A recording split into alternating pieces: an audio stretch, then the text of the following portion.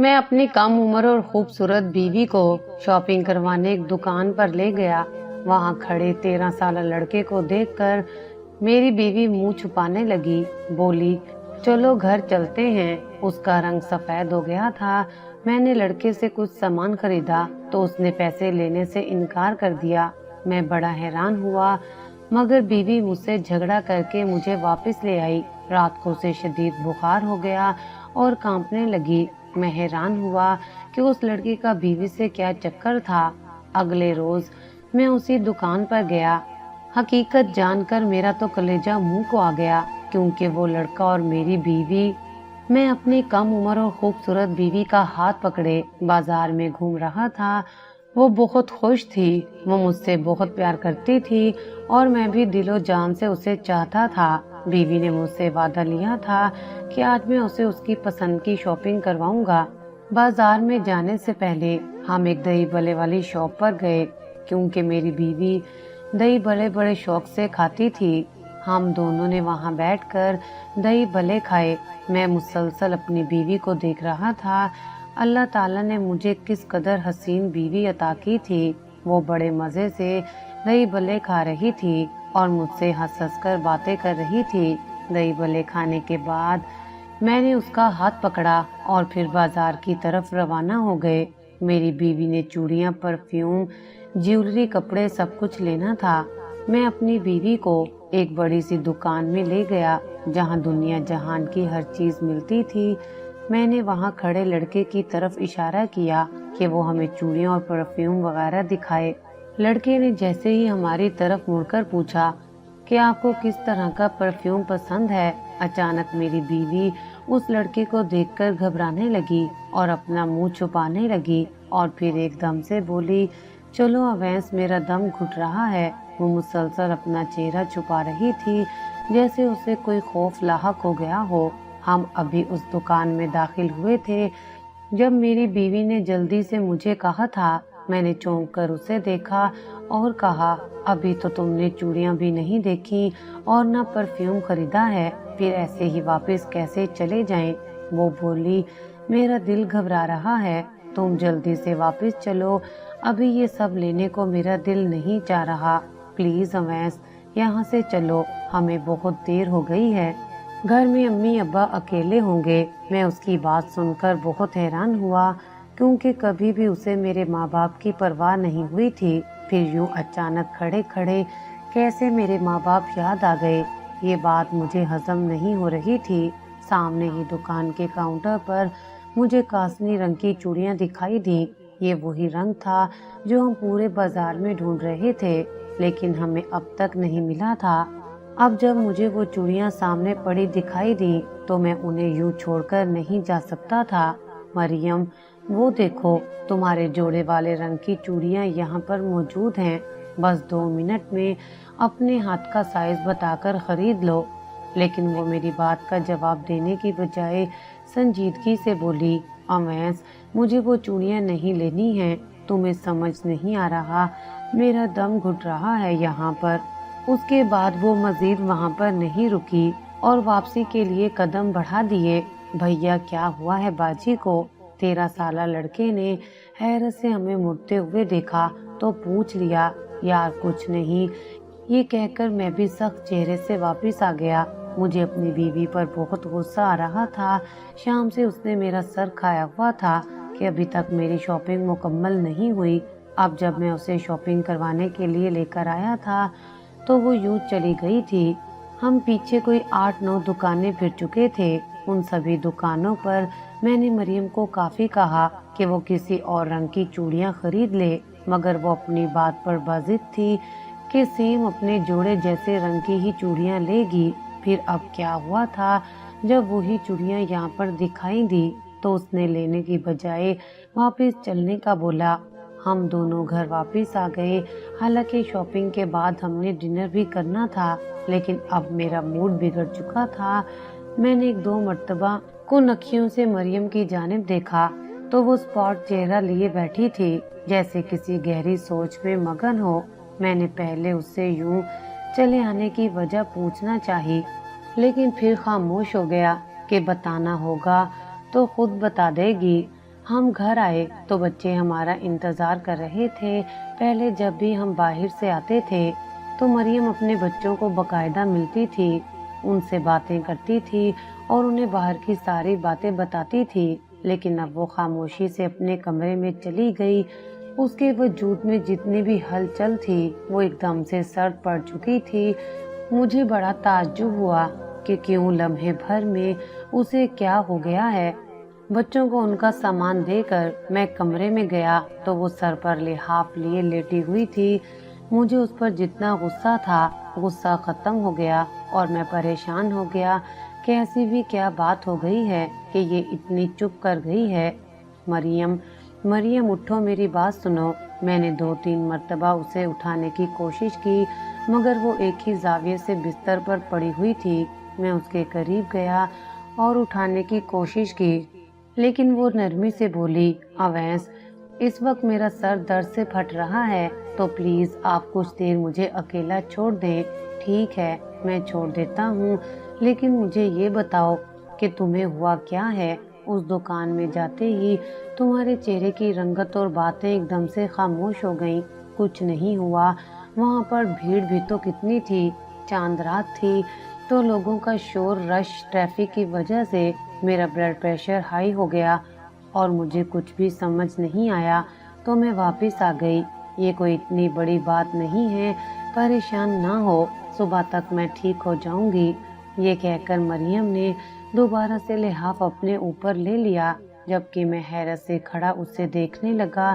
وہ جو کہہ رہی تھی مجھے اس کی بات پر یقین بھی تھا، لیکن میرے اندر کوئی کہہ رہا تھا جیسے کچھ غلط ہوا، کچھ ایسا جو میں نہیں جانتا اور اس سے مکمل طور پر باخبر بھی نہیں ہوں۔ وہ چاند رات میری زندگی کی سب سے عجیب چاند راتوں میں سے ایک تھی، کیونکہ مریم کے ساتھ شادی کیے مجھے 13-14 سال ہو چکے تھے اور ان 13-14 سالوں میں مجھے نہیں یاد کہ ہم نے ایک چاند رات بھی یوں خاموشی سے گزاری ہو۔ وہ بچوں کو اماں ابا کے پاس چھوڑ کر میرے ساتھ چلی جاتی اور ہم چاند رات کو بھرپور طور پر انجوائے کرتے، کبھی کھانا کھاتے، آئس کریم کھاتے، شاپنگ بھی ہم چاند رات والے دن ہی کرتے تھے۔ گھر واپس آتے تو بچے ہمارا انتظار کر رہے ہوتے۔ سب سے پہلے وہ بچوں کو کھانا کھلاتی، پھر ان کے مہندی وغیرہ لگانے بیٹھ جاتی، جبکہ میں اور اماں ابا ٹی وی دیکھنے لگتے۔ پھر جب وہ مہندی سے فارغ ہوتی تو کیک بنا لیتی۔ یوں ہم پوری رات کچھ نہ کچھ کرتے ہی رہتے تھے۔ کبھی ایسا نہیں ہوا تھا جو آج ہو رہا تھا۔ امی نے بھی پریشانی سے پوچھا، اویس کیا مریم کی طبیعت ٹھیک ہے؟ جب سے گھر آئی ہے کمرے میں بیٹھی ہے، تم دونوں کی لڑائی تو نہیں ہوئی؟ میں نے نفی میں سر ہلایا اور کہا، نہیں اماں، ایسی کوئی بات نہیں ہے۔ وہاں پر مریم کا بلڈ پریشر ایک دم سے ہائی ہو گیا تھا، تبھی وہ کمرے میں لیٹ گئی ہے، ابھی اٹھ جائے گی ذرا دیر میں۔ اگر طبیعت ٹھیک ہو گئی تو اماں چپ کر گئی۔ بچے بھی کافی پریشان نظر آ رہے تھے، سو میں ان کے ساتھ بیٹھ کر کھیلنے لگا۔ 2-3 گھنٹے بعد بھی جب مریم کمرے سے باہر نہیں نکلی تو میں اندر گیا۔ وہ سامنے بیٹھی دیوار کو مسلسل گھور رہی تھی۔ میں اس کی پیروں کی جانب دیکھ کر بیٹھ گیا اور نرمی سے پوچھا، کیا بات ہے مریم؟ بہت پریشان لگ رہی ہو، دیکھو جو ہوا ہے مجھے بتا دو۔ اویس کیا تم مجھے معاف کر دو گے؟ میں نے حیرانی سے اپنی بیوی کی جانب دیکھا، وہ کافی کھوئی کھوئی لگ رہی تھی، جیسے اپنی سوچوں کے بھنور میں بری طرح سے پھنسی ہو۔ بات کیا ہے مریم؟ میں کیوں نہیں تمہیں معاف کروں گا؟ آخر کار تم میری بیوی ہو، وہ سب میری غلطی تھی۔ کیا تمہاری غلطی تھی؟ اب مجھے اس پر غصہ آنے لگا تھا کہ آخر ایسی کیا بات ہے جو وہ مجھے نہیں بتانا چاہ رہی، اور اگر بتا بھی رہی ہے تو اشاروں میں کیوں، جن سے میں کوئی بھی اندازہ نہیں لگا پا رہا تھا۔ اس نے میری جانب سپاٹ نگاہوں سے دیکھا اور پھر سائڈ ٹیبل پر پڑا ہوا پانی سے بھرا جگ اٹھا کر فرش پر دے پٹکا۔ میں ہکا بکا اس کی یہ حرکت دیکھ کر دنگ رہ گیا۔ مجھے سمجھ نہیں آ رہا تھا میں اسے کیا کہوں۔ شور سن کر امی ابا اور بچے بھی کمرے میں آ گئے، لیکن تب تک مریم کی حالت پہلے سے زیادہ بگڑ چکی تھی۔ وہ وحشت کے مارے اپنے بال نوچ رہی تھی۔ जब बाल नोचकर थक जाती तो अपने चेहरे पर खुद से ही थप्पड़ लगाने लगती। बच्चे उसकी इतनी बुरी हालत देखकर एकदम से रोने लगे। मैंने मरियम को कंधों से पकड़कर झिंझोर डाला कि कुछ होश करो, बच्चे भी यहाँ पर मौजूद हैं, तुम्हारी वजह से वो परेशान हो रहे हैं। मगर उस पर किसी बात का भी असर नहीं हुआ था, बल्कि उसका पागलपन का दौरा पहले से ज्यादा शिद्दत अख्तियार करता जा रहा था। मैं बच्चों को लेकर कमरे से बाहर चला गया, जबकि अम्मी उसके पास ही रुक गईं, लेकिन वो अम्मी से भी काबू नहीं हो रही थी। मैंने डॉक्टर को फोन करके घर बुलाया। उसने देखा तो बताया कि किसी बात का बहुत ज्यादा दबाव ले लिया है आपकी बीवी ने।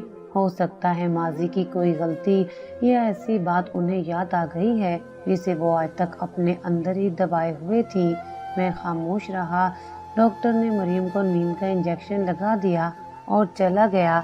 बच्चे भी रोते रोते सो चुके थे, जबकि मैं अम्मी अब्बा को उनकी दवाइयाँ देकर लिटाने के बाद वहीं कमरे में सोफे पर लेट गया। कुछ समझ नहीं आ रहा था ये सब अचानक से क्या हो गया है। मेरी और मरियम की शादी को 13-14 साल हो चुके थे और इन सालों में आज तक कभी मैंने अपनी बीवी की इतनी शदीद हालत नहीं देखी थी। वो हमेशा बहुत पुरसकून और खुशगवार रहती थी। हमारी शादी भी बहुत अच्छे माहौल में हुई थी। बस शादी के बाद कुछ वाकयात नागवार हुए थे, लेकिन उन दोनों का हम दोनों मियाँ बीवी से कोई भी ताल्लुक नहीं था।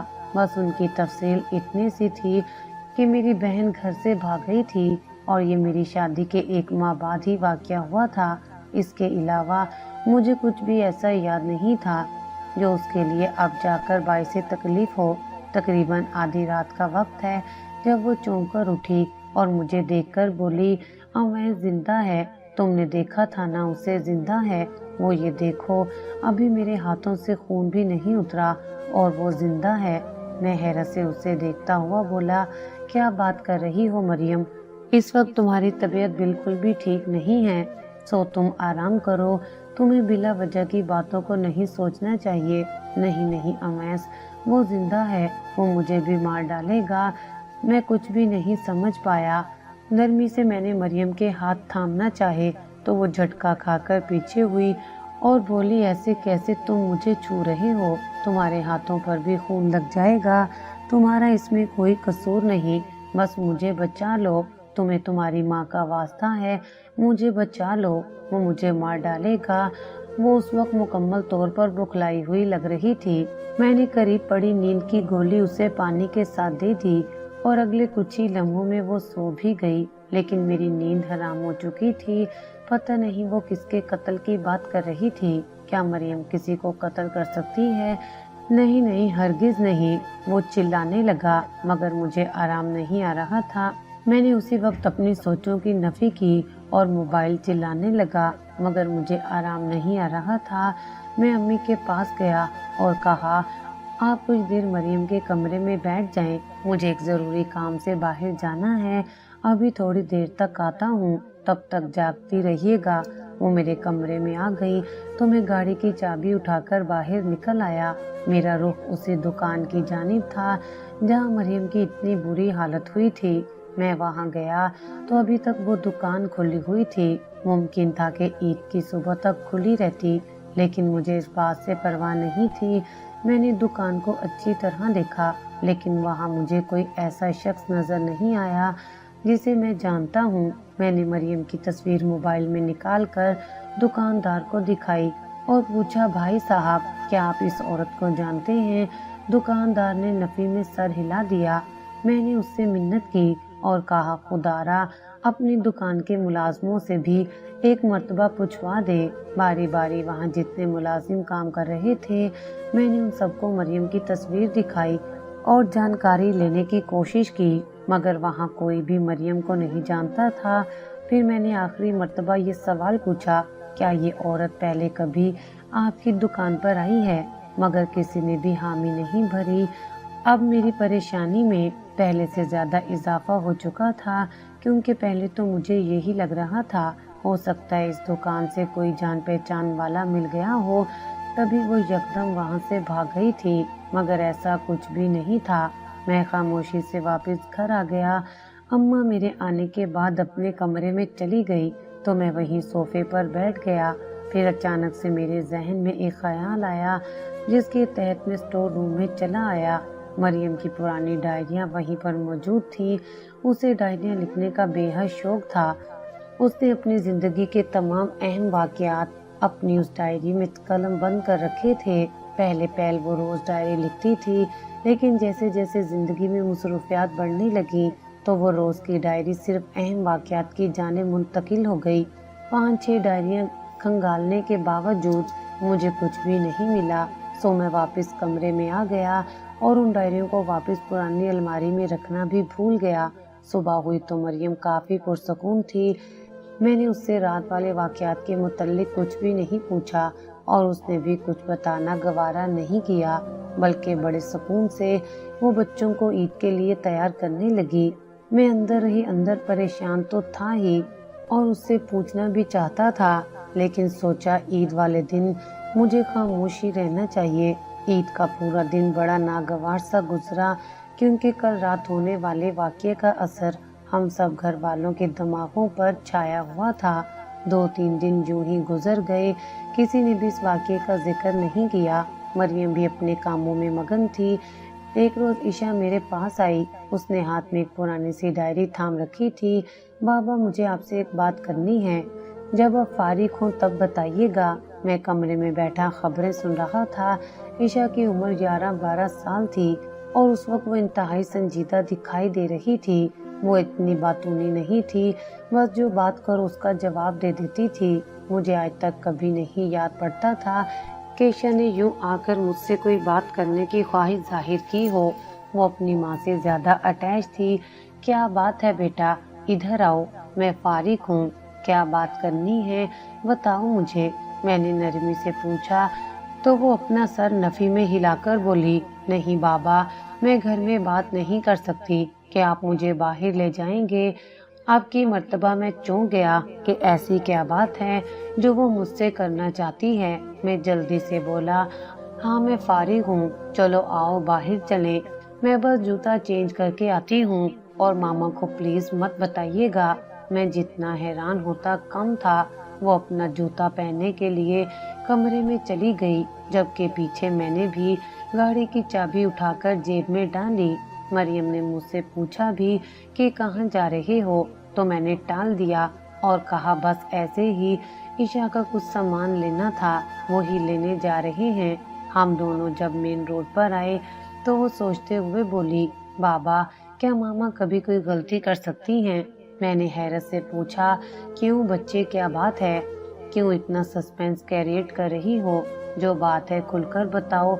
नहीं बापा, आप बताएं ना, क्या आपको लगता है मामा कभी कोई गलती कर सकती हैं? मैंने कंधे उचकाकर कहा, गलतियां सबसे हो जाती हैं, आपसे भी हो जाती होगी, तो इसमें अजीब बात क्या है? वो खामोश हो गई। कुछ देर बाद फिर बोली, बाबा, मामा किसी को मार सकती हैं भला? मैं मुस्कुरा दिया और कहा, तो बचपन में आप लोगों की पिटाई की तो थी। एक मर्तबा आपकी मामा भूल गई थी आपको, अब ये याद दिलाऊं मैं आपको। मैंने माहौल को हल्का फुल्का करना चाहा, लेकिन वो काफी संजीदा लग रही थी। ना उसने मेरी बात का जवाब दिया और ना ही मुस्कुराई। अब की मर्तबा मुझे भी संजीदा होना पड़ा। मैंने एक पार्क में जाकर गाड़ी रोक दी और तहम्मुल से पूछा, ईशा, जो भी बात है मुझे खुलकर बताओ, क्योंकि अब मैं परेशान हो रहा हूँ। बाबा ये देखे, उसने एक डायरी मेरे सामने कर दी। उस डायरी को मैं अच्छे से पहचानता था। वो मेरी बीवी मरियम की ही डायरी थी, मगर काफी पुरानी। क्या है इसमें? मैंने हैरानी से पूछा तो वो नरमी से बोली, बाबा, क्या मामा किसी को मार सकती हैं? इस बात पर मैं हंसते हुए बोला, नहीं, पिछले रमजान हमारे घर चूहा आ गया था, पर आपकी मामा उसे मारने की बजाय खुद ही कमरे में छुप गई थी। भला वो किसी को क्यों मार सकती हैं? नहीं बाबा, क्या मामा किसी की जान ले सकती हैं? आपकी मर्तबा में संजीदगी से बोला, क्या बात है ईशा, सही से बताओ ना मुझे, किसकी जान ली है आपकी मामा ने? वो डायरी मेरे सामने करती हुए बोली, इसमें सब लिखा है, पढ़ लीजिएगा। वो अब मुझे घर वापस जाना है। मैं डायरी पढ़ने लगा। तो उसने मेरे हाथ से लेकर गाड़ी की डैशबोर्ड में वो डायरी रख दी और कहा अभी मत पढ़े, जब अकेले हो तब पढ़िएगा और खबरदार किसी को भी ये सब मत बताइएगा कि मैं जानती हूँ कुछ भी। ईशा मुझे डरा रही हो तुम।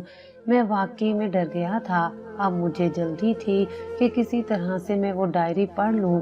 बस मैं पूरी रफ्तार से गाड़ी चलाता हुआ घर गया तो मरियम खामोशी से अपने कमरे में बैठी हुई थी। मैंने वो डायरी एक मर्तबा गाड़ी में ही पड़ी रहने दी और जाकर मरियम का हाल चाल पूछा तो वो बिल्कुल ठीक थी, लेकिन खोई खोई थी। यार बहुत परेशान कर रखा है तुमने कल से, मैंने हल्के फुल्के लहजे में कहा तो वो मुस्कुरा दी।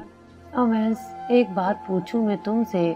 मैंने आबरू उचकाकर उससे सवाल पूछने की इजाजत दी तो वो नरमी से बोली, क्या कभी तुम्हारे साथ यूं हुआ है? तुम्हारे माजी की कोई गलती तुम्हारे सामने आ गई हो?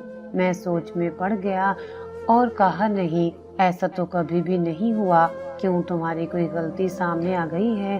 वो नफी में सर हिलाकर कमरे से बाहर चली गई। मैं अभी उसके पीछे बाहर आया और कहा, यार मुझे कुछ काम है तो मैं थोड़ी देर तक आता हूँ। उसने कुछ नहीं कहा तो मैं घर से चला आया। अब मेरा रुख किसी लाइब्रेरी या पार्क की जानिब था जहाँ बैठकर मैं वो डायरी अच्छे से पढ़ सकूं। लेकिन फिर एक जगह पर छाइयों में गाड़ी रोककर उसके अंदर बैठकर ही मैंने डायरी पढ़नी शुरू कर दी। तला से मुझे बेहद नफरत है। वो जब से मेरी जिंदगी में आया है मैं उससे नफरत के अलावा कुछ भी नहीं कर सकी। जिस तरह वो मुझे देखता है, मुझसे बात करता है, मुझे वो बिल्कुल भी अच्छा नहीं लगता। मैं सो रही थी, उसने आकर मुझ पर पानी फेंक दिया। जब उठी तो मैं पूरी तरह गीली हो चुकी थी और वो खड़ा दांत निकाल रहा था। मैंने उसको पकड़कर अच्छी खासी धुलाई कर दी तो अम्मा ने उल्टा मुझे मारना शुरू कर दिया। अभी डायरी लिखने से पहले मैं अपने जख्मों पर मरहम लगाकर बैठी हूँ। मैं कसम खाती हूँ, तल्ला अगर कभी मुझे मौका मिला तो मैं तुम्हारी जान ले लूंगी। डायरी का एक पेज पढ़कर मैंने हैरत से सोचा, ये तल्हा कौन है और मुझे कभी मरियम ने उसके मुतल्लिक बताया ही नहीं। ये काफी हैरानी की बात थी। वैसे भी वो अपने आप में मगन रहती थी। जितनी बात उससे पूछो सिर्फ उतनी ही बताती थी। मगर फिर भी मैंने दूसरा पेज पलटाया तो सामने एक और डायरी लिखी थी, आज सुंदस मेरे मामू जात की शादी है और मुझे ना खुशी हो रही है और ना ही दुख, क्योंकि वो तला को पसंद करती है और ये बात मैं अच्छे से जानती हूँ।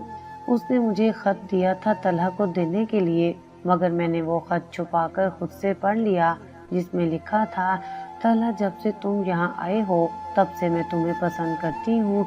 और वो खत मैंने तला को दिया ही नहीं। जब सुंदस ने मुझसे उसके मुतल्लिक पूछा तो मैंने कंधे उचकाकर कह दिया, तल्ला ने वो खत पढ़कर तुम्हारा बहुत मजाक बनाया था। कसम ले लो मैंने नहीं पढ़ा वो खत, मगर तल्ला मजे ले लेकर मुझे वो खत पढ़कर सुनाता रहा और बहुत हंसा कि अब फिरने नाक वाली सुंदस मुझसे मोहब्बत करेगी। उसके बाद सुंदस ने कभी भी तल्ला से बात नहीं की थी। तला तो वैसे ही खानदान में कहीं ना जाता था, ना किसी से बात करता था। सो मैं भी मजे में थी, क्योंकि मुझे कोई डर या परेशानी नहीं थी कि वो किसी को कुछ बताएगी या तला से पूछेगी। अब आज सुंदस की शादी हो रही है तो मुझे हंसी भी आ रही है कि उसने तला के साथ शादी के ख्वाब देखे थे और अपनी जानिब से वो तला को बुरा भला कह रही होगी, जबकि उस बेचारे के तो फरिश्तों को भी इस बात का इल्म नहीं है। ओ सॉरी सुंदस, मगर मैं नहीं चाहती उस शख्स से मेरा कोई रिश्तेदार भी बात करे या मुंसलिक हो जिसने मेरी खुशियाँ छीनी हैं। नफरत है मुझे तला से, और अगर तुम मुझसे शादी कर लेती तो मुझे तुमसे भी नफरत हो जाती। यहाँ पर डायरी का दूसरा सफ़ा भी मुकम्मल हो गया। मैं जैसे जैसे डायरी पढ़ता जा रहा था, मरियम की शख्सियत का ये वाला पहलू मेरे सामने खड़ा मुझे मुंह चिढ़ा रहा था। मैं जो दावा करता था कि मैं मरियम को अच्छे से जानता हूँ, आखिर 13-14 साल की शादी निभाना कोई मजाक नहीं है। सो आज मेरे इस भरम का बुत भी पाश पाश हो गया, क्योंकि इस डायरी वाली मरियम को तो मैं कभी जानता ही नहीं था, जिसके दिल में उस तलहा नामी शख्स के लिए बेशुमार नफरत थी। اور وہ تھا کون میں تو یہ بھی نہیں جانتا تھا، ورنہ دیکھنے میں مریم سے زیادہ پرسکون اور سوبر انسان مجھے آج تک نہیں ملا تھا۔ یا اللہ، بس اس کا بھرم قائم رکھنا۔ ڈائری کا اگلا صفحہ پلٹتے وقت بے اختیار میں نے دعا کی کہ یہاں کوئی ایسی بات نہ ہو جو میں مریم کے متعلق کبھی سوچ بھی نہیں سکتا۔ مجھے وہ دن اچھے سے یاد ہے جب میری ماں نے ابا کے پیر پکڑے تھے کہ مجھے اس گھر میں رہ لینے دو، میرا کوئی اور ٹھکانہ نہیں ہے۔ مگر ابا خود کو انسان نہیں کچھ اور ہی سمجھ رہے تھے۔ انہوں نے میری ماں کا کوئی بھرم قائم نہیں رکھا اور رات کی تاریکی میں کھڑے پیر انہیں طلاق دے دی تھی۔ میں تیزی سے ابا کی جانب بھاگی تاکہ انہیں یہ ناپسندیدہ الفاظ کہنے سے روک سکوں، مگر وقت گزر چکا تھا، دیر ہو گئی تھی۔ میں نے اپنی ماں کی چیخ سنی اور پھر اس کے بعد میری نظر طلحہ پر پڑی جو مجھے دیکھ کر مسکرا رہا تھا۔ شیطانی مسکراہٹ اس کے چہرے سے صاف دکھائی دے رہی تھی۔ میرا بس نہیں چل رہا تھا کہ اس شخص کا میں خون پی لوں۔ وہ کیوں ایسا تھا؟ میری اس سے کیا دشمنی تھی؟ کچھ بھی نہیں۔ پتہ نہیں وہ یہ سب کیوں کرتا تھا۔ یہاں اگلا صفحہ بھی ختم ہو گیا۔ اب میرے اندر تجسس کافی بڑھ چکا تھا یہ جاننے کے لیے آخر یہ طلحہ ہے کون، اور مریم نے اس کا کبھی کچھ بتایا ہی نہیں۔ میں نے اگلا صفحہ پلٹا لیکن وہ پھٹا ہوا تھا، باقی ساری ڈائری بھی خالی تھی اور آخر والے صفحے پر لکھا تھا، اس رات میں پاگل ہو رہی تھی جب طلحہ نے منع کر دیا تھا۔ میں اوین سے شادی نہیں کر سکتی۔ میرا خون کھول رہا تھا، مجھے کچھ سجائی نہیں دے رہا تھا۔ اوینس کا رشتہ جب سے آیا تھا وہ مجھے اس وقت سے پسند تھا۔ پتہ نہیں کیوں ایک تصویر دیکھ کر ہی میں اسے محبت کرنے لگی تھی، مگر طلحہ نے منع کر دیا کہ اوینس کے گھر اس کی شادی نہیں ہو سکتی۔ امی بھی اس کی بات مان گئی تھی۔ مجھے بہت غصہ آ رہا تھا جبکہ وہ مجھے بھی منع کر گیا تھا، تم وہاں پر ہرگز شادی نہیں کرو گی۔ میں نے طلحہ سے کوئی بات نہیں کی کیونکہ میں جانتی تھی کہ اگر میں نے اس سے کچھ کہا تو بہت تلخ کہہ بیٹھوں گی۔ میں نے اماں کو صاف صاف منع کر دیا کہ وہ کون ہوتا ہے ہمارے گھر کے معاملات میں بولنے والا۔ میں نہیں چاہتی میری شادی یا کسی بھی معاملے میں وہ بولے، نہ وہ میرا بھائی ہے نہ ہی کوئی رشتے دار، سو اسے ان معاملات میں شامل مت کرے۔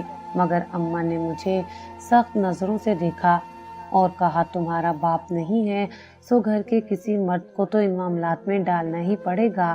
تمہارے باپ نے جو بھی کیا تمہارے ساتھ میں وہ بھلا چکی ہوں، مگر میں نے طلحہ کے سامنے یہ معاملہ رکھا تو اوینس کا گھر بار جاننے کے بعد اس نے منع کر دیا ہے۔ اب کیسے میں اس کے منع کرنے کے بعد تمہاری شادی کر دوں یہاں پر؟ ہاں اماں، وہ آپ کی طلاق کے وقت ہنس رہا تھا۔ میں نے بے بسی سے کہا تو اماں نرمی سے بولی، اس وقت وہ بچہ تھا، آج وہ جوان ہے، سمجھدار ہے، سو بلا وجہ کا بیر تم نے ہی پال رکھا ہے۔ دفع کرو سارے گلے شکووں کو، بھلا یہ دیکھو کوئی مرد تھا ہمارے ساتھ، رب نے اسے ہمارے پاس بھیج دیا ہے ہمارا ولی وارث بنا کر، اور تم ناشکری کر رہی ہو۔ میرا خون کھول رہا تھا۔ ایک دو دن تک تو میں اماں کو سمجھانے کی کوشش کرتی رہی، کچھ سمجھ نہیں آ رہا تھا، بس ان کی آنکھوں پر طلحہ نام کی پٹی ہی بندھی ہوئی تھی۔ جتنا میں انہیں سمجھانے کی کوشش کرتی وہ اتنا ہی میرے خلاف ہو رہی تھی۔ اگر وہ میرا بھائی ہوتا تب بھی میں اس کی بات کو اہمیت دیتی، مگر وہ غیر تھا، پھر کیسے اماں اس پر یقین کر سکتی تھی؟ میں نے اماں کو خودکشی کی دھمکی بھی دی اور کہا ٹھیک ہے اوینس کے ساتھ شادی نہیں کرنی پر مت کرے، جہاں کہیں بھی میں شادی کر لوں گی، مگر طلحہ کو اس گھر سے نکال دیں، اس کا وجود مجھ سے برداشت نہیں ہوتا۔ اس بات پر اماں نے ہاتھ جھٹک کر کہا جو کرنا ہے کرو، تم تو ساری عمر ہی یہی تماشے کرتی آئی ہو، بچپن سے وہ بچہ یہاں رہ رہا ہے اور تم آج تک اپنی دشمنی ختم نہیں کر سکی، جو کرنا ہے کرو، میں تو تھک گئی ہوں تمہیں سمجھا سمجھا کر۔ یہ کہہ کر اماں وہاں سے چلی گئی تو میں نے اپنے کچن سے چوہے مار گولیاں اٹھائیں اور کمرے میں آ گئی۔ میں مکمل ارادہ بنا چکی تھی کہ اب مجھے خودکشی سے کوئی نہیں روک سکتا، اور خودکشی کرنے کے بعد اس طلحہ نامی بلا سے بھی مجھے چھٹکارا مل جائے گا۔ میں آدھی رات تک اچھے سے سوچتی رہی کہ آیا جو کر رہی ہوں وہ ٹھیک بھی ہے یا محض میرا جذباتی پن ہے۔ میں نے سوچ لیا تھا کہ یا تو اویس سے ہی شادی کروں گی یا اس طلحہ کو اپنی زندگی سے نکال دوں گی، اور اگر دونوں کام نہ کر سکی تو مر جاؤں گی۔ رات کے آخری پہر میں نے وہ چوہے مار دوائی اپنے میٹرس تلے رکھ دی، کیونکہ ابھی مجھے کچھ وقت درکار تھا۔ اویس سے شادی کی خواہش اتنی شدید نہیں تھی جتنا اسے طلحہ کے انکار نے بنا دیا تھا۔ میں اگلے روز اس کے پاس گئی اور دو ٹوک انداز میں پوچھا، تمہارا مسئلہ کیا ہے؟ کیوں ہمارے سروں پر مسلط ہو گئے ہو؟ تمہاری اپنی زندگی نہیں ہے کیا جو ہماری زندگیاں بھی جینے کی کوشش کر رہے ہو؟ وہ تلخی سے مجھے دیکھ کر بولا، ابھی اسی وقت میرے کمرے سے باہر جاؤ، مجھے تم سے بات نہیں کرنی۔ بچپن سے میں تمہیں برداشت کرتا آ رہا ہوں، اب میری برداشت کی حد ختم ہو چکی ہے، سمجھ رہی ہو تم؟ میں نے بھی سختی سے کہا، تو ٹھیک ہے، تم بھی میرے معاملات سے دور رہو اور میں اویس کے ساتھ ہی شادی کروں گی، سمجھ رہی ہو تم میری بات کو؟ وہ جھنجھلا کر بولا، کیوں اتنی ضد کر رہی ہو مریم؟ اگر میں تمہیں منع کر رہا ہوں تو تم وہاں شادی نہیں کرو گی تو اس کے پیچھے بھی کوئی مصلحت چھپی ہوگی۔ میں تھک گئی ہوں تمہاری ان مصلحتوں میں۔ مجھے یہ بتاؤ، تب کون سی مصلحت تھی جب میری ماں کو طلاق ہو رہی تھی تو تم مسکرا رہے تھے طلحہ؟ وہ واقعی میرے دماغ میں اس قدر چھا چکا تھا کہ تمہاری خود غرضی کے لیے میں تمہیں ساری زندگی معاف نہیں کر سکتی۔ طلحہ خاموش رہا، اس نے میری بات کا کوئی جواب نہیں دیا۔ میں کافی دیر انتظار کرتی رہی کہ کب وہ میری بات کا جواب دے گا، مگر وہ تو گھونگھوں کا گڑ کھا کر لیٹ گیا تھا۔ بالآخر انگلی اٹھا کر میں نے تنبیہ کرتے ہوئے کہا، میں اویس کے ساتھ ہی شادی کروں گی، جو کرنا ہے کر لو۔ یہ کہہ کر میں باہر آ گئی۔ میرے دل کی رفتار بہت زیادہ بڑھ چکی تھی، کچھ سمجھ نہیں آ رہا تھا کہ کیا کروں، لیکن پھر وہی ہوا جو نہیں ہونا چاہیے تھا۔ اماں نے اویس کے گھر والوں کو جواب دے دیا ہے اور یہ بات مجھے پتہ ہی نہیں تھی۔ میں فوراً اماں کے پاس گئی اور پوچھا، آپ نے کیوں منع کیا ہے؟ تو انہوں نے کندھے اچکا کر کہا، بتایا تو تھا، طلحہ بتا رہا تھا وہ لوگ ٹھیک نہیں ہیں۔ اماں، یہ طلحہ نہیں، وبال میری زندگی سے کب جائے گا؟ میں اپنے کمرے میں آ گئی۔ اس وقت غصے سے میرا برا حال ہو رہا تھا۔ میں نے چوہے مار دوائیاں اپنے ہاتھ میں اٹھا لی اور کچن میں چلی گئی۔ تبھی اماں وہاں آئیں۔ میں نے وجہ پوچھی تو کہنے لگی، ارے طلحہ کے لیے دودھ لینے آئی ہوں، جانتی نہیں کو وہ پی کر لیٹا ہے۔ اماں آپ آ جائیں، میں دے دوں گی، تم دو گی؟ انہیں یقین نہیں آ رہا تھا، کیونکہ آج تک میں نے طلحہ کے کسی کام کو ہاتھ نہیں لگایا تھا۔ اب جب اچانک میں نے یہ بات کہی تو ان کا حیران ہونا فطری عمل تھا۔ جی ہاں، آپ کی طبیعت ٹھیک نہیں لگ رہی، لیٹیں آپ، میں دے دوں گی۔ وہ خوشی خوشی اپنے کمرے میں چلی گئی، جبکہ اپنے وجود کی بھڑکتی آگ کو ٹھنڈا کرنے کے لیے میں نے طلحہ کے دودھ میں چوہے مار گولیاں ڈال دیں اور اس کے کمرے میں دینے گئی تو وہ واش روم میں تھا۔ یہ دیکھ کر میں نے شکر کا کلمہ پڑھا اور فٹافٹ دودھ وغیرہ رکھ کر باہر آ گئی۔ وہ پوری رات میں نے بے چینی سے گزاری تھی۔ جب صبح اٹھی تو طلحہ کا وہی انجام جو میں نے سوچا تھا، یعنی وہ مر چکا تھا، اور وہ دن میری زندگی کا سب سے خوشی سے بھرپور دن تھا۔ یہاں پر ڈائری کا آخری صفحہ بھی مکمل ہو گیا اور میں سب کچھ پڑھ کر حیران رہ گیا، یہ سوچ کر کہ مریم ایسا کیسے کر سکتی ہے؟ وہ تو کبھی بھی کسی کو کوئی سخت جملہ نہیں کہتی تھی۔ آیا کسی کی جان لینی؟ کیا اس میں اتنی ہمت تھی کہ وہ ایک شخص کو قتل کر سکے؟ میں ڈائری بند کر چکا تھا، لیکن میری سوچوں کے تانے بانے بہت دور تک جا رہے تھے۔ اور یہ طلحہ ہے کون؟ میں کیوں نہیں جانتا اسے؟ جب جب طلحہ کا نام پڑھتا ہوں یہی سوچتا ہوں، یہی سوچ میرے دماغ میں چلنے لگتی ہے۔ میں نے گاڑی سٹارٹ کرنا چاہی، مگر میرے ہاتھ بری طرح کانپ رہے تھے۔ وہ عشاء نے بھی پڑھا ہوگا تو اس پر اپنی ماں کے متعلق کیسے کیسے محسوسات نے اثر انداز کیا ہوگا۔ وہ تو پہلے ہی خاموش رہتی ہے، لیکن اپنا جانے بیچارے پر کیا بیت رہی ہوگی۔ میں گھر واپس آ گیا، لیکن خاموش تھا، مگر عشاء نے بھی مجھے خاموش مگر گہری نگاہوں سے ایک مرتبہ ضرور دیکھا تھا۔